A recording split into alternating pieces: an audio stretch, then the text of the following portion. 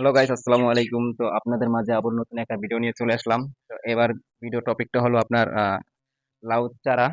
তো লাউ চারা এখানে কিভাবে মানে সার দেওয়া হয়, তো সেটা আজকে দেখাতে চলে আসলাম। তো সাথে থাকুন, দেখতে থাকুন কিভাবে লাউ গাছে সার দেই। তো প্রথমে আপনার এখানে লাউ চারার চারপাশে আপনার 4-5 ইঞ্চি দূরত্ব এখানে এই যে কাঁচি দিয়া বা যে কোনো কিছু দিয়া আপনি পারেন। তো এটাকে ছেড়ে ছেড়ে মাটিটা কাইটা তারপর আপনার যেভাবে ড্রেন বানাইতে হবে। হুম, এভাবে কাইটা কাইটা আপনার ড্রেন বানাইতে হবে। তো ড্রেন বানানোর পর আপনার এই মাটিগুলো এই মাটিগুলো সব সরাই দেব। যেভাবে এই মাটিগুলো সরাই দিলে আপনার এখানে একটা ড্রেনের মতো হবে। এই যে আমি করতেছি, দেখুন। আহ, সব তো পায় এভাবে সার দেয় না, যে যেভাবে করে ওইটার পরিস্থিতি বুঝা। তো আমি এখানে আমার এটা প্রজেক্ট, তো প্রজেক্টের পান্নায় আমি লাউ চাষ করতেছি, তো তাই আমার এখানে ইচ্ছা করে কোনো টোপা বানান লাগে না। এখানে তো পানি হয় না, তাই ডাইরেক্ট পান্নার উপরে গদ করে ফাঁস মাটি দিয়া আপনার এখানে লাগাই দিছি। তাই আমারটা এখানে এখন আহ, সার দিতে হবে। তো সার দেওয়ার জন্য এখানে এখন ড্রেন বানাইতে হচ্ছে। হুম, তাই ড্রেন বানাইয়া আমি এভাবে সার দিয়ে দিতেছি। আপনার গাছের গোড়ে দিলে গাছটা পচা নষ্ট হয়ে যাবো। এলে লাউ গাছের গাছ হয়েছে নরম। তো আপনার গাছের গোড়ে দিলে অতি দ্রুত এক করে পচা নষ্ট হয়ে যাবো। এই যে আপনার এখন ড্রেন করা হয়ে গেছে। ড্রেন করা হয়ে গেছে, এখন আপনার এই যে এটা ভিতরে আমি সার, এটা ভিতরে আপনার এই যে মাইটটা সার, এটা এটা হচ্ছে আপনার মাইটটা সার, নোনা সার, দুইটা মিক্স করে দিয়ে দিলাম। নোনা সারটা দেওয়ার কারণ হলো আপনার পোকে খাইবো না। আর মাইটটা সারটা হলো মাটিটার জোর বাড়াইবো। ইউরিয়া সার দিই নাই, ইউরিয়া সার দিলে আপনার ওটা হাইব্রিড হয়ে যাবে, একদম অরিজিনাল কিছু থাকবে না। তাই ওটার স্বাদও অন্যরকম লাগবে। আর এটা মাটির জোর বাড়ানোর জন্য আর কি এই সারটা দেওয়া। আর নোনাটা দেওয়ার কারণ হলো আপনার মানে কোনো পোকামাকড় থাকলে ওটি সরে যাবো গা গাছের গোড়াল থেকে। তো এইভাবে এখন মাটি দিয়ে ঢেকে দিতে হবে। বেশি করে দিলেও পছন্দ হয়ে যাবো গাছের গোড়া, তাই অল্প করে আপনার এভাবে দিয়ে ঢেকে দিতে হবে।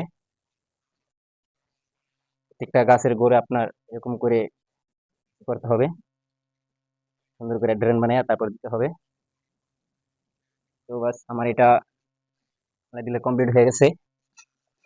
এটা সার দেওয়া হয়ে গেছে। তো এটার গোড়ে আবারও মাটি নাই, এটার গোড়ে মাটি দিয়ে দিব, তাহলে গাছটা জোর পাইবো ভালো। তো দেখি এখন, এর আগের বার তো এই যে আপনার দেখাইলাম গাছ মারা গেছে। হ্যাঁ, তাই এবার আবার নতুন করে লাগাইলাম, তো দেখি এবার কি হয়। চেষ্টা করতেছি, যে কোনো জিনিস যত্ন নিতে হবে। এই যে বলে না, যত্ন করলে রত্ন মিলে। তাই আমি দেখি চেষ্টা করে যত্ন করে। এই যে দেখেন, এটাও আমি ই করে রাখছি, ড্রেন বানিয়ে রাখছি। তো এখন আমি সার দিয়ে দেবো শুধু। এই যে পোকামাকড়, এই যে দেখেন এখানে যত অনেক পিঁপড়া আছে, পিঁপড়াগুলো এখন সব দূরে দূরে আছে। হুম, গাছ আর কাটতে পারবো না, গাছের শিকড় গুলো। গাছের শক্তি হলো গাছের শিকড়।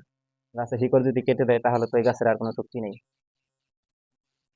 তাই পিঁপড়াগুলো এখন পলাইতেছে নোনা সার দেওয়ার কারণে। আল্লাহর নামলে নামছি, দেখি আল্লাহ কি করে। আমি চেষ্টা করতেছি, চেষ্টা না করলে তার কোনো কিছু হবে না, তাই চেষ্টা করতেছি। দেখি যদি আল্লাহ কিছু দেয় তাহলে নসিবে থাকবে। আমি যেভাবে রেখে দিলাম, আর মাটির নিচে চলে গেল সারটা। এখন এখান থেকে পচন ধরে আস্তে আস্তে মাটির একদম জোর বানিয়ে লাগবে। মাটি পচাইব ওই জায়গায় সারে আপনার, এই যে আরেকটা এখানে। তো প্রত্যেকটা গাছের গোড়ে আপনার এরকম করে সার দিয়ে দিতে হবে, তাহলে দ্রুত আপনার গাছটা বড় হবে, গাছটা মোটা হবে, গাছের ফলন বৃদ্ধি পাবে। এখানে আমরা ইউরিয়া সার কিছু দেওয়া লাগে না, কারণ আমরা ফাঁস মারি দিয়ে ই করছি নিচে। তাই এটি এখন পোকে কাটে দেখা আর মাটি কম যাবো গা দেখে আর কি মাটির জোরটা বাড়ে রাখলাম। এটা এই ফলনের আপনার লাউ খেতে এটা স্বাদই লাগবে অন্যরকম। আর যদি এই সারটা দিতাম গাছটা তাড়াতাড়ি বড় হয়ে যাবে একদম দ্রুত। গাছটা মনে করেন যে ফলনটা দলে ফলনটা খাইতে অন্যরকম লাগবে। তাই বিবেচনা করে যে খামু যেহেতু একটু অরিজিনাল ভাবেই চাষ করিয়া খাই বা মানুষকেও খাওয়াই। হাইব্রিড খাইতে খাইতে মানুষ যায় দুর্বল হইয়া। তাই যেটার মধ্যে পুষ্টি আছে ওরকম খাদ্যই মানুষের মাঝে ছড়াইতে হবে। তাই সেখান থেকে আমার আর কি চিন্তা ভাবনা সবজির দিকে ভেজাল মুক্ত জিনিস খাওয়ানোর জন্য।